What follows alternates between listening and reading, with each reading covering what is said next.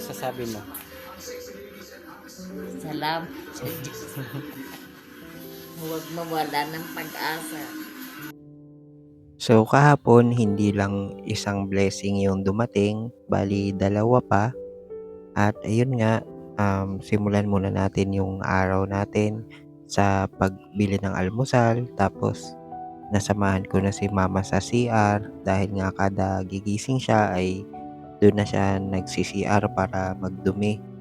Tapos ito, lagi ko silang binibilhan ng lugaw, pansit, gano'n para may almusal kami. Bali may nag-send nga pala sa akin ng GCash kahapon. Ayun, kaya naman thank you din kay Ma'am Mimi kasi nag-share siya ng post ko tapos nilagay niya doon yung GCash ko para makapag-donate yung iba, yung mga may gusto.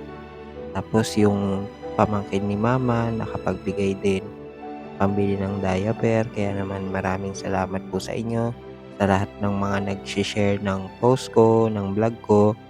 Dahil sa tulong ninyo, maraming nakakatulong din sa amin at para nga makahigop sila ng sabaw, eto nagluto ako ng tinola. Bali, yung tita ko nga pala ay kada 1 linggo ko siya bago paliguan dahil nga grabe siya kung magwala kapag katapos niya maligo.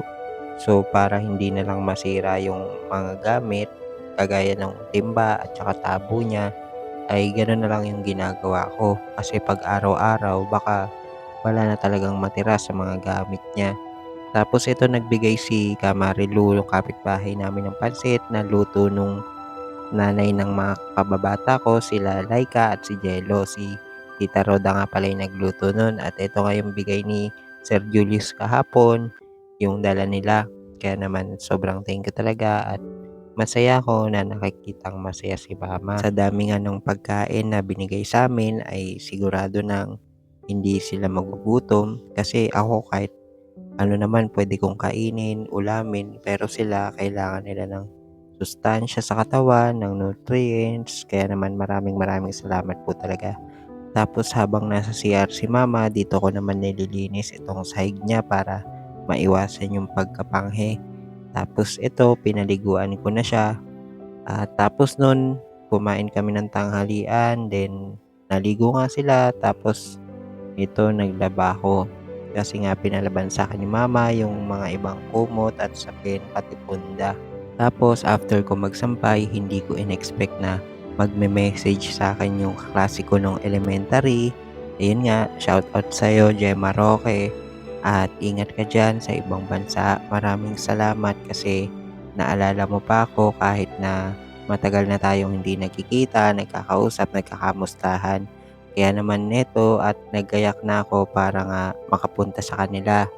Tapos nag-provide na rin ako ng kapote. Mabuti na nga lang talaga at nakabili ako noon nung nagtitinda pa ako. Medyo madami-dami din ako napundar, gaya nga ng map, tapos iyan nga mga kapote, tapos yung mga ibang gamit na kailangan sa bahay. Tapos ito nga, kinamusta ako ni tita at ang dami niya nga binigay sa akin. Meron ding mga noodles, dilata, kapit as coffee mate, may bigas pa nga rin. Kaya naman talagang hindi kami magugutom nito.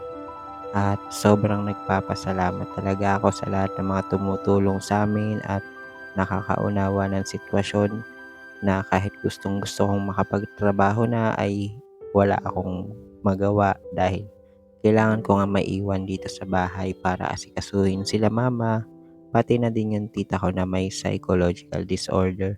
Kaya naman heto, ang laki ng tuwa ni mama at sobrang nagpapasalamat din siya. O paano? Salamat talaga ng marami sa mga suporta ninyo.